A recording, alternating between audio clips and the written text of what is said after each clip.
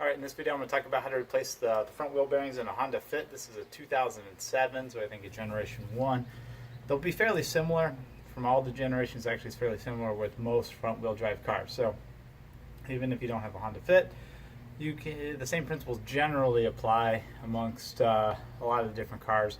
You will find some surprises though. I'm going to show you how to do the job completely. There's a couple different ways you can skin this cat.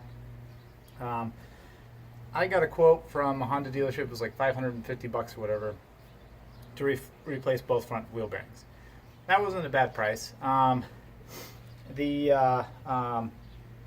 you do need some special tools, and if you don't have those, you could probably spend about $250 to $300 just on the special tools. So you might only be saving yourself a couple $100. One other way that you can do it without buying a lot of special tools, which I won't show today, but I'll kind of give you a little walk down a little later. What you do is you basically remove the front hub off the car. You find a shop or sometimes some auto parts stores will press the wheel bearings in and out for you. You bring it, you come back, and you put the hub back in, and you're done. That pretty much eliminates all the really special tools. If you happen to have, what you're going to need is a slide hammer and they call it like a front wheel bearing kit, press kit or something. Found on eBay for about $100 for that.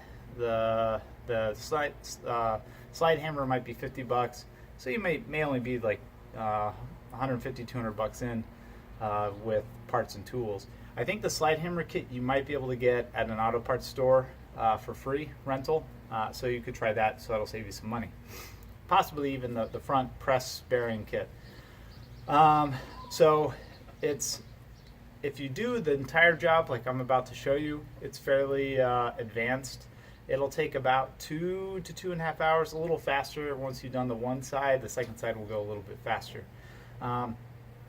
If you're just removing the hub, you'll probably get that done in like an hour, maybe less, depending on how much experience you have. One thing that with my process is you're going to destroy the wheel speed sensor. So you're going to have to get a new one. And those things are a pain in the boot to get out of the hub because they're plastic, they're inside the hub, and they basically, not so much the hub but the knuckle, I guess is the proper terminology.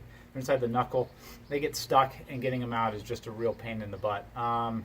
So you're more likely to destroy them getting them out, and the thing is that they obstruct access to for the press to be able to press the bearing out and then to get another one back in. So I'll show you. I'll start right now. Basically, get the car jacked up.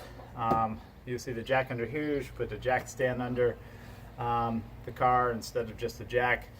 Do as I say, not as I do, and we'll get the wheel off.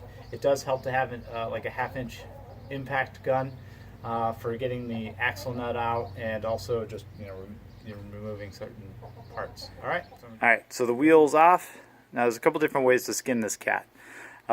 If you're going to remove the hub and take it into a shop, it's fairly easy. You take off these 2 bolts here, tie rods over here. You got to get the ball joint here. Looks like mine's slightly mushy. I have to check that. You'll take this axle nut out, take the caliper off. You'll want to take the speed sensor, unplug it from inside the engine bay, feed it out through, and bring that with you to the auto shop, or to wherever you're getting the bearings pressed in and out. And of course the disc brake will be off as well. Now, for my purposes, I'm going to start with, I'm just going to do the ball joint down here, and the axle. I'm going to start there, and so it's pretty easy. So with this, there's a clip, you can see it attached. We'll pull that out with some pliers. Basically, there's on this side right here, you can see it actually hooks into the castle nut. So you actually you pull it out here, and then you push it out that way, or pull it out that way. 17 millimeter. I use a wrench and get in there, and it's fairly easy. Okay. I took the nut off the ball joint, but I haven't removed it yet. Now I'm going to remove this nut right here on the axle. I'm going to use this a 32mm socket. I think you might be able to rent this. If not, you have to buy it. So maybe it's like 20 bucks at an auto parts store. This is where the impact gun comes in handy, because I can just use the impact gun to get it off. If you can't, if you don't have one, what you could do is you could stick a screwdriver in the vented slot here, or a crowbar or something that'll fit in the vents. And then you either have to do it on the bottom side here. I'm on the passenger side of the car, but because you're going to loosen it this way, you want to keep this from possibly rotating. The screwdriver will do that. So you can stick one right down in here to prevent rotation, or possibly even between it. No, I don't think so. Maybe not enough room there. That's one way to do it if you don't have an impact. Okay, 5 seconds later, it's off. Now what I'm going to do, right over here, I'm going to pry the between the control arm and the sway bar. I'm going to pry this down and pop the ball joint out, and this will allow me to move the hub out and be able to push the axle out and get it clear of the hub. All right, so now the axle's over here. The hub's kind of floating around. What I'm going to do is I'm going to take the caliper off, and then I'm going to take the rotor off, and then I'm going to put the ball joint back in, because I don't want this thing flopping around while I'm doing other stuff. But I did it in this order because with the caliper off, I usually put it over here sitting on top of the tie rod. I don't have to worry about it like falling off as I'm trying to get the axle out. So that's next step. So there's 2 bolts to get the caliper off. It's 17mm bolts. There's one here, one on the bottom side down here. I just use the same wrench that I used earlier. It's pretty convenient. It's right here. You can take a mallet. You can tap it if you need to loosen it up. Actually, it'll be tapping it that way. And then I'll take the caliper, put it over here, and I'm going to take just the rotor will slide off. Actually, if you've never replaced it, the rotor may not come off. There might be a bolt here holding in the rotor to the hub. As you can see, this one's drilled out. I just replaced these brakes not that long ago, and I wasn't able to get this thing out, so I just drilled it out and never replaced it. Some people like to replace these things. Most car companies don't have them. The rotors kind of float a little bit. That's up to you. But you might have to, if you haven't done that before, this bolt's still in there, you might have to drill this out. Okay, caliper's off. It's sitting over here. Rotor's off. So now what I'm going to do, and this is a little tricky, getting this thing back on. You're going to have to push this control arm down. What I have been successful with doing it is I'll get this back underneath the control arm, and it'll look a little janky, but I get it under there. I actually get my foot up right there. That allows me to push this down. Then I'll have to use 2 hands. You have to rotate this, because right now it's cocked back, in order to line up to the ball joint here. You'll cock it back, push it into place, and then you'll let up with your foot, and the ball joint will go back in, or the pin to the ball joint will go back into the knuckle. The ball joint is back on. I just hand tightened the nut down. Now we actually get to the removing of the wheel bearing stuff. So basically, the way this assembly works, this is the hub. And actually, this wheel bearing doesn't feel bad. Might have just been the other one.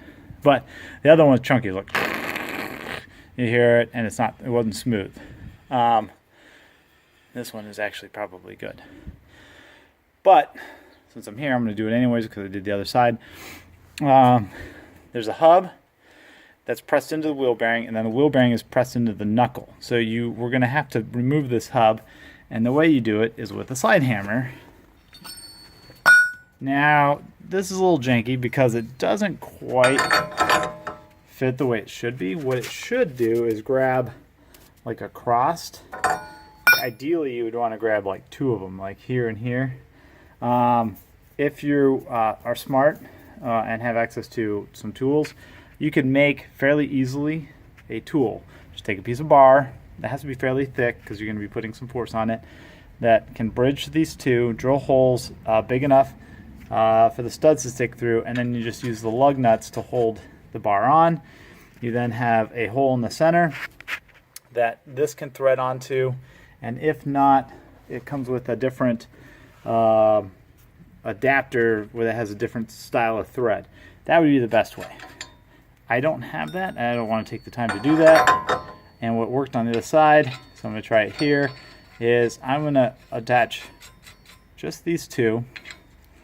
I'm going to hammer on it for a little bit, and then I'm going to switch to these 2, hammer on it for a little bit, and that allowed me to separate it. Now what you're going to want to look down is right here. You're going to want to look in this gap right here and start seeing it separate. So you should start seeing this hub come off. Eventually this hub is just going to come right off. The wheel bearing is probably going to get destroyed in the process, which is fine because you're going to replace it. And so that's not really that important at the moment. So the way this works is you get that on, you get this on. It's not easy to do one-handed, but basically this gets screwed in here, and I'll show you in a sec. Alright, so this is on, and then basically the slide hammer works is that you just pull this thing back like that really quickly. It stops on this, and it'll start pulling this hub out. So I'll just, and then I'm just going to rotate it a little bit and keep doing it. I'll do it a bit. I'll check the progress back here. Probably won't see much at first, and then I'm going to switch the bolts and then do it until the hub comes off. So, all right. So now I switch sides. You can see there's a gap beginning to form. It doesn't seem like it's effective until you switch. And there it is, popped right out. Took a little bit of hammering. Part of the bearing is going to be stuck right there. It's this portion from basically here to here is bearing. There's the inside of the bearings, which is fine. What happens is we're going to have to use a Dremmel tool and cut this. I forgot to mention that earlier. So it's another special tool you might need. So now the next step, there's a snap ring right here. So you need snap ring pliers. I'm going to pull that snap ring out. And then we're going to press the bearing out from the back. I'm going to pop it out. We're going to press a new one in. We're going to cut that off. And then press the hub back in. And then put everything back together. So, sounds pretty easy, right? Let's do that. If you ever have problems with the snap ring, you take like a center punch or a screwdriver, and you just need to move it a little bit to break up the rust. So you can like get it from this angle and then tap it with a hammer, which I can't do while holding the phone. So I'm going to do that right now. That should break up the rust and then allow you to pull it out fairly easily. Alright, so this is what the front bearing kit looks like. It's a little bit of a mess right now. So basically what you're gonna do is you're gonna find a piece that's gonna go behind the bearing, and that's gonna pull it out. So in this particular case, you actually need to go with one of the smaller ones. Now this is where I say you're gonna destroy the sensor, because the sensor will actually obstruct the is in the way, and it won't allow that piece to sit here. Now, if you're concerned about that and you have tools, you could grind this down to allow a spot for that sensor to pass. You really don't need the full circle, you just need it to bridge across the diameter. So you'll need this one for the back, and then you have to find I think it's this one over here, something on the front that'll sit on the rim here, or possibly even further out, that'll allow the bearing to push it'll have to be able to clear this, so the bearing will actually go into the center of this, and then you have a piece that'll go over the top of that. Looks like this. I'll go here, and this bolt. So basically, when it comes all together, sorry, this bolt goes like this, goes through here. This will go on here, and then there's a washer, and this will have on one end, won't have any threads, it'll have threads on the other end. The reason being is because as this thing goes in, it'll still allow you to access the hex head with a tool. Now I suggest greasing this threaded rod, because what will happen is it just puts a lot of tension on these threads and they'll start galling and breaking down. So you'll need a 26mm hex nut on the back here to hold that from moving around, and then this is, I think, a 32 on the front. And once I tighten it up, I'll show you what it all looks like. All right, we're set up. So 32mm on the front. That's the same socket I used to take the axle off. I have a ratchet back here with the 26 holding this thing in place. Now notice that, so this is going to want to rotate this way, you know, that direction. So I have it underneath the tie rod. I don't have it coming down on the boot of the axle. So just as a FYI, you want to make sure that, otherwise it'd just crush this and probably tear it, and then you'd have to replace this, and it would be a whole other mess. Now this is going to be a bit of a chore, so it's going to get hard to start at first. It's a good idea, and I forgot to do it right now, is to spray WD-40 in there to help with the sliding. You might need a little extra leverage to get it going. You'll kind of hear it pop, and then it'll kind of be like intermittently stiff and easy to do. I won't say easy, but you'll feel it changing as the bearing starts pulling out. Occasionally you're going to want to put it in reverse, back off, just take a peek and make sure that the bearing's actually coming out and that you're not just destroying your equipment. All right, so I'm going to get started, and then I'll show you the progress.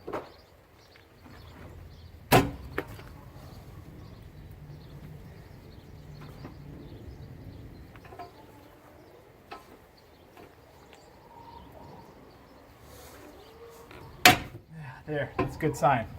That's the bearing popping loose. And now you'll feel it kind of intermittently sliding. And it's gotten significantly easier than it was, so it's not easy. All right, it's finally loose. I don't like to use the impact on this because you don't know when you're damaging something. But you can see the gap here. This is the bearing, this is the bore. I can back this thing off. So here's the bearing. Looks like I got my little tool stuck on the back of it, which is fine. It'll tap out fairly easily.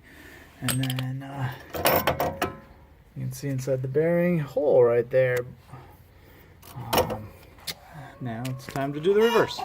All right, so now next step, let's look at the bore.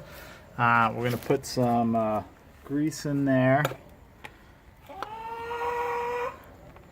Use some high temperature grease, and this will just help it slide back in, help keep it corroding, so that when you're trying to put it back, if you have to replace it again, which seems like on this car is every 100,000 miles, so the second time, over 200,000 miles on this car. And now the similar scenario, you're going to use a piece on the back, and that has to just cover the hole but sit fairly flush. Ideally it'd be something that would fit inside, like not inside the bore, but allow it to like lock and center itself. And then with the bearing, you have to figure out what side is front and back.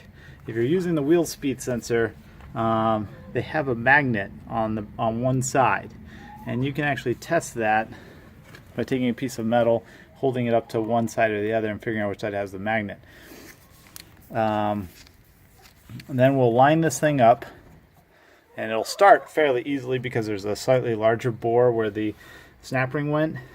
And then you just need a big enough piece on the front side to get it started. And then we'll have to switch to something that's more exacting on the bore, but basically you want to make sure you catch this rim here. And you're pulling it in by that. If you pull it in by the center, you can destroy the bearing. So you want to make sure that you're pulling it in by this outside edge here. So that's why I'm going to start it this way with something a little larger, and then I'm going to pull this off, and then I think it's not this one. I think it's number 13 is the size that fits almost, yeah, it's number 13, fits almost exactly.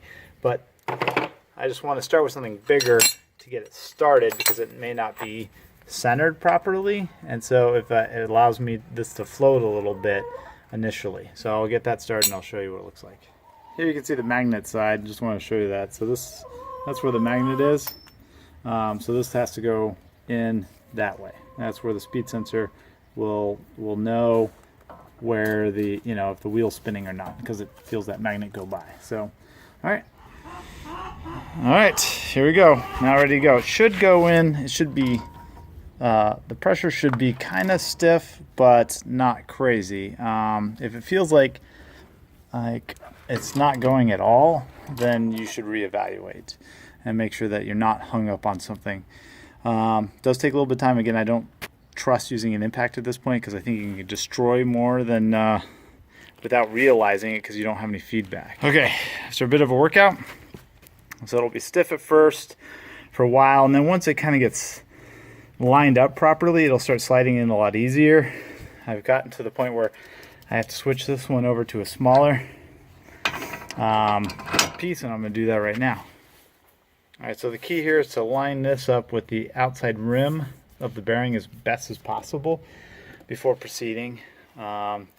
And then you'll feel it when it gets to the end. It'll get all of a sudden, it should be moving relatively good, and all of a sudden it'll get like impossible to tighten this, and then the bearing has bottomed out. Okay, the bearing is in. Just check to make sure that the seal wasn't destroyed at all. If you know it was, or this is popping out, they did something wrong. You should see the groove for the snap ring in here, and then you know that it'll fit. So now the next step is to cut the rest of the bearing off that slide hammer with the Dremmel tool. This part right here, and that's what I'm going to do next. So I'm going to cut from basically where the edge of this black is to here. I'm not going to try to score this at all. I'm going to make 2 cuts. That seems to be the right number in order to release it. And I'm just using just a regular cutoff wheel for the Dremel. It should be able to survive doing the cut. So wear safety protection and or eye protection. All right, there we go. Now I did brush that a little bit. Oh well, it'll survive. This should be enough. Get into a vise. And then what we'll try to do is actually, I'm using a cold chisel, is either breaking it apart or at least getting it moving. You get it rotated a bit, and then you'll start being able to pry it off with the cold chisel in this direction, and eventually it'll slip right off. So I think you start the cold chisel in this direction, and then you come in this way, and then it gets loose. Once it gets, all of a sudden when you're chiseling it this way, it'll kind of get loose, like it cracks. Then you go in this direction, and then it literally just comes, it starts getting, it's almost hand loose now. Just so you can see on the other side, the bearing on the other side, see these chunks taken out of it? That is why the car was making so much noise. And the bearings were basically dying. And this is, you can see where I cut it. So now the next step is to press the hub into the bearing. It's a pretty similar process, pretty simple. The one thing you want to do so you don't destroy the bearing See on the back side here, you want to make sure that you are pressing against this, so when you find the piece, you want something that'll fit and hold against this part, support that part of the bearing, because you don't want this, as this thing's pressing through, to push this center part out. So that's the only real key there. Other than that, it's fairly simple. I'll show you what it looks like when I get everything set up. Okay, here it is. So I greased up the hub shaft there, so that'll help slide in a little bit better. I got a piece to hold, it basically just goes over, bridges this diameter. And then same thing, I got the little piece on the back that I showed you, and now I'm just going to slowly tighten it up and install the hub. Okay, that's it. You pretty much tighten it down until it's tight. You don't have to crush it. The axle's going to go get reinstalled, and that'll hold everything together. So now it's just, at this point, the opposite of the install. I'll take all this stuff out. I'll put undo the ball joint, put the axle back in, push it all together, use that little trick with my foot, get the ball joint back in, tighten that up with a wrench, put the caliper back on, put the rotor back on, caliper back on, and then tighten up the axle nut. It's a good idea to replace the axle nut. Not necessary. People have various philosophies on that. Should be about 165 foot-pounds of torque, I think. About 160 foot-pounds of torque, you should be pretty safe. And then that's it. I'll probably show you a few tidbits as I'm putting things back together. One thing I forgot to mention, spin it. It should spin pretty easily and without noise, feel any grinding or anything like that, or binding. If it does, then you have an issue. Getting the axle back on, just as an FYI, it's splined. That spline is probably a good idea to put some anti-seize or something in there just to keep them so it's easier to remove if you need to do it in the future. You just get this thing lined up into there, jiggle it so that it's entering the hole centered, and then you kind of spin this to line up the teeth of the splines. A little bit of a pain in the butt, but it just give it a little time. And that's it. If everything went good, just check the torques on everything. Make sure you put that snap ring back in. I forgot, so I had to redo the passenger side. Yay! But if you have any questions, feel free to leave them in the comments. Please give me a thumbs up if you liked it, and subscribe. I don't do a lot of Honda Fit videos, but I probably will do more in the future, as mine needs more fixing, and I do a lot of photography stuff as well. So again, thank you, and I hope you found this helpful, and I'll try to get to questions, comments if you leave them. All right, thanks, bye.